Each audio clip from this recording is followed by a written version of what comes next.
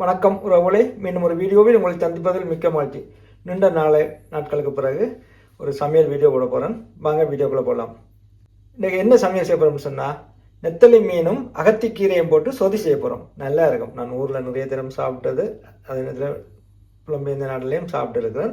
நான் ஊரில் நல்லா பிடிச்ச ஒரு சொதி வந்து செய்ய போகிறோம். பாருங்கள், மீன் போட்டு இந்த அகத்திக்கீரைக்கு மீன் போட்டு சொதி வச்சிங்கன்னு சொன்னால் நல்ல டேஸ்ட்டாக இருக்கும்.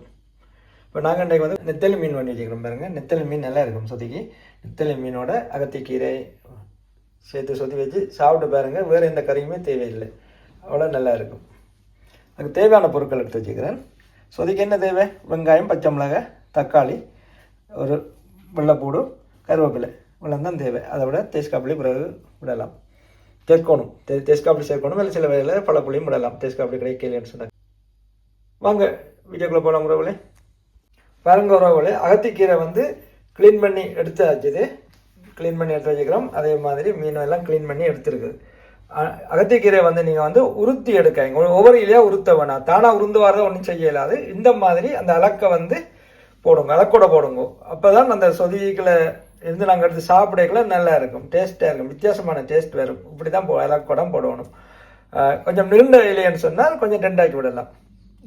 ஒரு இலக்கை 2 ஆக்கலாம். இது வந்து கொஞ்சம் அளவாக நாங்கள் சிலதுக்கு 2 ஆகியிருக்கிறோம், சிலது ஓகே இருக்குது.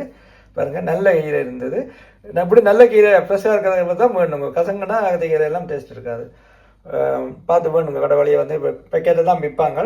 பேக்கெட்டாக விற்கலையும் வந்து கிலோ கணக்கு தான். ஆனபடியாக எங்களுக்கு தேவையான அளவுன்னு சொல்லி வேண்டிய இல்லாத ஒரு சொதி வைக்கணும்னு சொன்னால் ஒரு பேக்கெட் பண்ணியிருந்தீங்கன்னா கொஞ்சம் கூடவே இருக்கும். நீங்கள் எடுத்து வச்சுட்டும் கொஞ்சமாக செய்யலாம். வாங்க வீடியோக்குள்ளே போகலாம் உறவுகளே.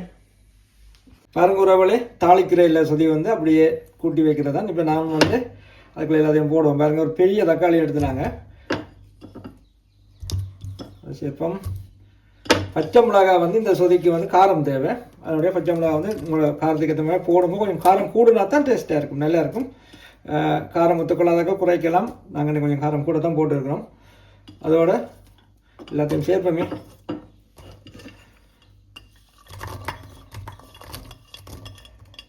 கருவேப்பிலையை மட்டும் லேட்டாக போடுவோம். என்ன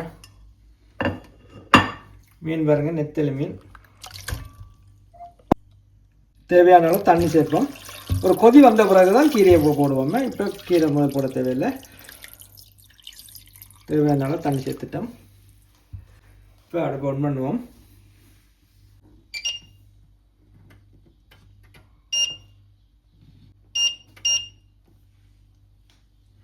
ஓகே, அடுப்பு ஆன் பண்ணியாச்சுது. இப்போ தேவையான அளவு உப்பு சேர்ப்போம். உப்பை குறைச்சி போட்டு அப்புறம் சேர்க்கலாம்.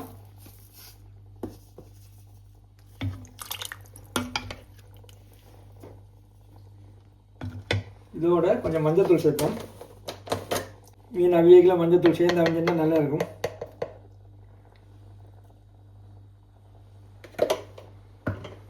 கலக்கி விட்டுட்டு தேஸ்காப்பிளி சேர்ப்போம்.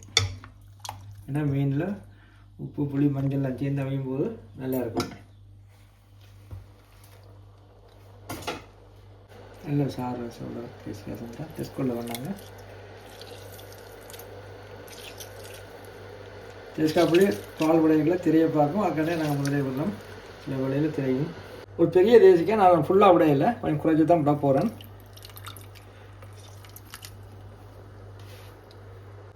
தேவையான அப்புறம் பார்த்து விடலாம். இதை கலக்கி விடுவோம்.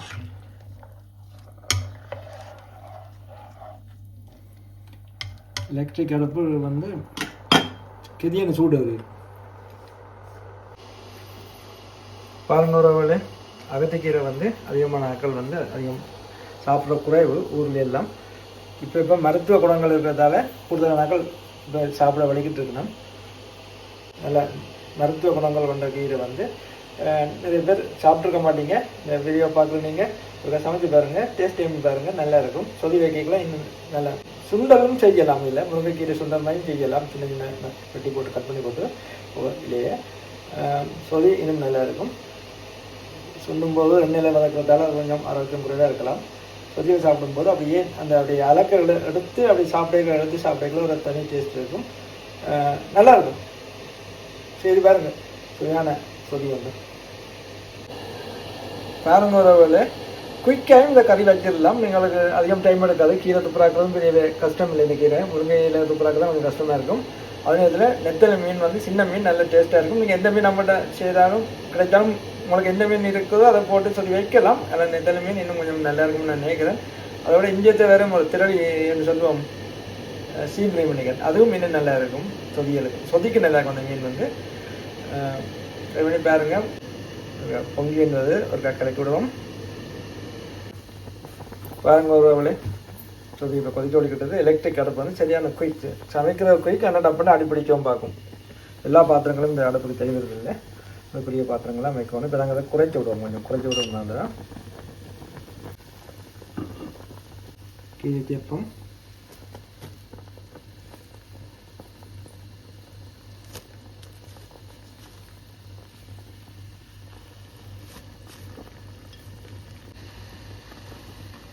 கொஞ்சம் அமர்த்தி விடுவோம். கீழே அவிஞ்ச வரைக்கும் அப்படியே பிரெட்டாமல் கொஞ்சம் அவிஞ்ச வரை பிரெட் விடுவோம்.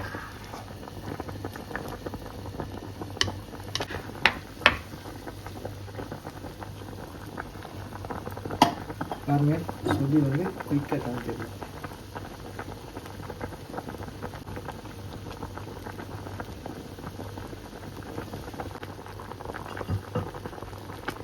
கருவேப்பிலை கொஞ்சம் காஞ்சிட்டு விடுவோங்களே, கொஞ்சம் டேஸ்ட்டு கம்மியாக தான் இருக்கும். பரவாயில்ல, இதான் இருந்துள்ள போடுவோம், சேர்த்தோம்.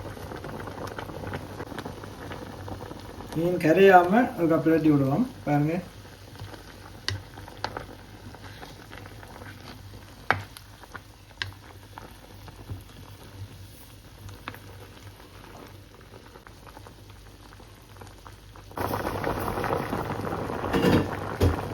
உறவுகளே, தக்காளி, வெங்காயம், மிளகாய், மீன் இதுதான் கொஞ்சம் அவியும். கீரை போட்டோன்னே அவிஞ்சிடும்.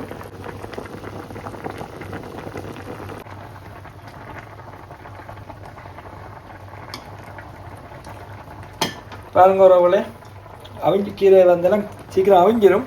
மீனெல்லாம் அவிஞ்சிட்டு, சின்ன மீன் தானே அவிஞ்சிட்டு. நெத்தலை மீன் பிறகு தேவையான பால் சேர்ப்போம்.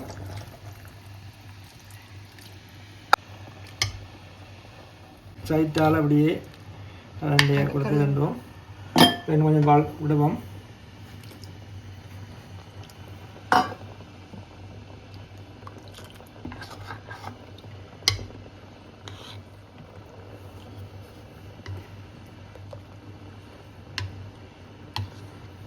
இப்போ நாங்கள் இதுக்கு உப்பு புளி இருக்க பார்க்கணும். பார்த்துட்டு ஒரு கொதி வேற இறக்கலாம். அவ்வளோதானே வேலை. எவ்வளோ குயிக்காக சமைக்கலாம் பார்த்தீங்களா? பால் கொதிச்சு வேற ஆஃப் பண்ணிச்சு.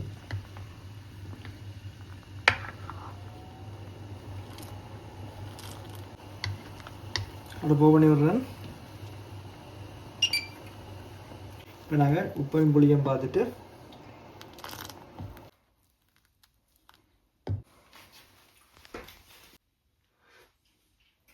இல்லை மழை வேறு.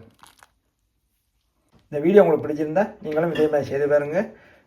சுவை என்பது அளவற்றது. மீண்டும் ஒரு வீடியோவில் சந்திப்போம். நன்றி, வணக்கம்.